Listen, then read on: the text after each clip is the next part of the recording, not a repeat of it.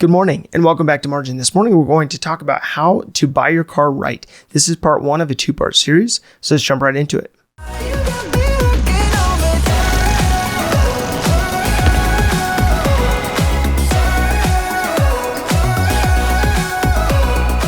So now that we've gone through the process of looking at the best vehicles when it comes to warranties, when it comes to free servicing, when it comes to reliability, and working at removing emotion from the negotiation process, amongst other aspects, now it's time to look at how to buy your car right. So many Americans do not buy their cars right. They do not buy their cars with margin in mind, with building margin into that purchase. And so what they end up doing is they end up buying a vehicle, financing 100% of it, and then slowly paying it down to realize the depreciation curve is steeper than the pay down of that debt. And what ends up happening is for many Americans, they take that negative equity every 2 to 3, 4 years, and they put it on the next vehicle and they perpetuate that cycle going forward. So this is what happens. People end up buying more and more expensive vehicles, extending terms for longer and longer periods of time.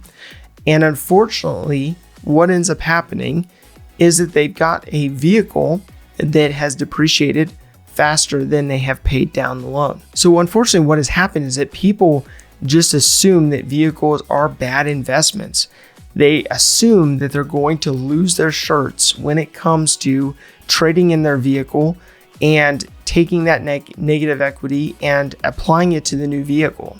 And so they make this assumption without doing the research to figure out the best path forward so that they know how to buy their car right. So today I want to go through 3 components to improve your process to buying a vehicle right. So I can tell you with confidence that this doesn't need to be the case. People do not need to lose their shirts on their vehicles. They do not need to take negative equity from one car to the next.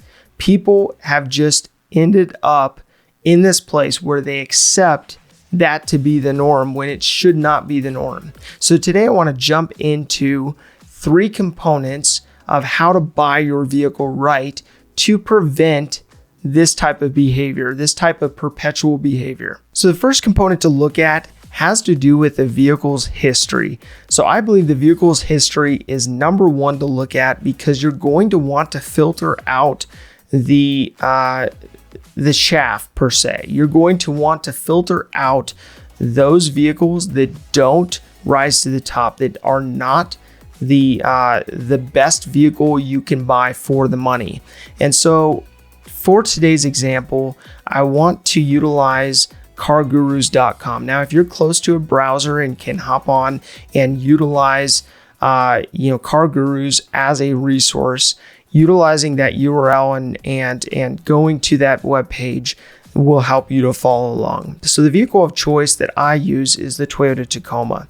So the Toyota Tacoma is just a mid-sized truck, and it's kind of the truck of choice. So in this case, you're looking at the Toyota Tacoma, and for today's example, the actual year doesn't matter, but the radius does. So we're going to expand the radius to be nationwide so that we can look at all types of different backgrounds when it comes to history. So scrolling all the way down to the bottom, you'll find this section that has to do with the vehicle history. So the vehicle history is an area that basically shows you all of the aspects that can be filtered out. So different platforms will have different versions of this, but it's important for you to know what each of these mean. So the first one that I would filter out has to do with accidents. Now, of course, this can be a touchy one because certain accidents are not a big deal. They may be a slight fender bender in a parking lot. It could be something, a repair was done, a police report was filed, and it went through insurance and was repaired, and it was repaired, exactly to spec. No issues whatsoever. But what I would say is if you're trying to buy a vehicle right, you want to have a vehicle that doesn't have any hesitations when it comes to reselling that vehicle. And also for you, you want to have that peace of mind that that vehicle is in its original factory state, that nothing's been tampered with, that everything's been repaired to spec and not having to worry about it being repaired to spec. And so therefore, what you're going to want to do is filter out any of those with accidents. Beyond that, the next component, and I would say even the more important component, comes down to frame damage. Frame damage means it was in a serious accident where the frame was compromised. And unfortunately, you just don't know what shops actually repaired the frame properly and which ones didn't. And so oftentimes this will show up as a salvage vehicle or as a rebuilt vehicle. But I would just say that if you want to buy a vehicle right and be able to be in the best position to get top dollar when you go to resell it, you're going to want to filter out any vehicle that has any kind of frame damage.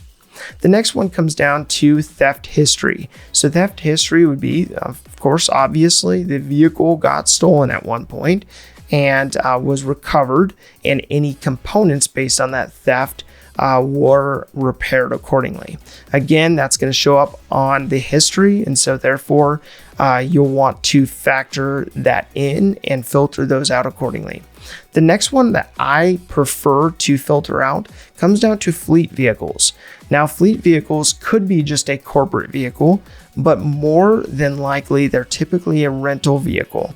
And we all know how rental vehicles are treated. So therefore, I typically go ahead and filter those out. It takes a little bit of a hit on the value, even though there's not a way to necessarily utilize Kelley Blue Book or NADA to adjust the value based on a rental car.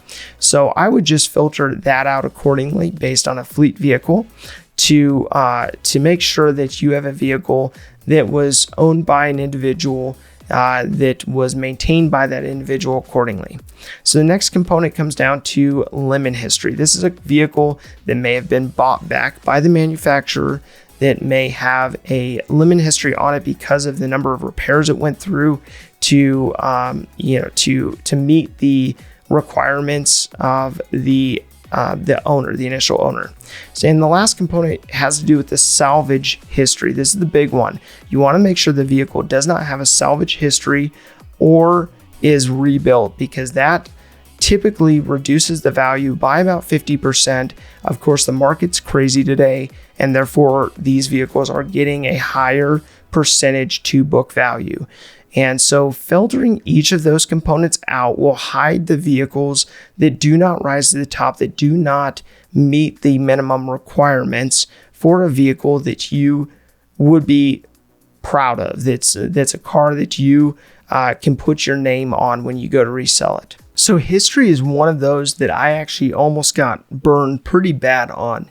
And what I ended up buying was a Lexus. It was a hardtop convertible Lexus. It was beautiful. It was a beautiful car. It was one of those cars that you would consider beautiful from far, but far from beautiful. But that was mainly because it was involved in a major accident. And so I actually purchased the vehicle, then went to go get a pre-purchase inspection, which ended up being a post-purchase inspection. And when I went through that process, the Lexus dealer told me that when they put it up on the rack and looked at the frame and everything else, it had looked as though it was hit by like a train. That's literally the words they used. So obviously that was a scary event, and it was not a cheap car. And so I wrestled with it and decided that I needed to go ahead and sell it to a dealership that would put it through the auction. And so through that process, I basically took the car in and basically traded the vehicle in for a 4Runner. So that 4Runner I ended up buying at retail. I had some positive equity, fortunately, in the Lexus, and basically was able to put that towards the 4Runner. Now, the problem is the fact that I had to buy a 4Runner at retail. And so when I did go to actually sell that 4Runner at a later date, that was a loss. It was something that I could not recuperate the funds based on the loss, associated to that Lexus purchase. If this information is helpful to you, please do like, subscribe, and hit the notification bell so you're reminded to come back on a daily basis and improve in managing your personal finances. Thank you for your time. Enjoy your day, and we'll see you back here tomorrow.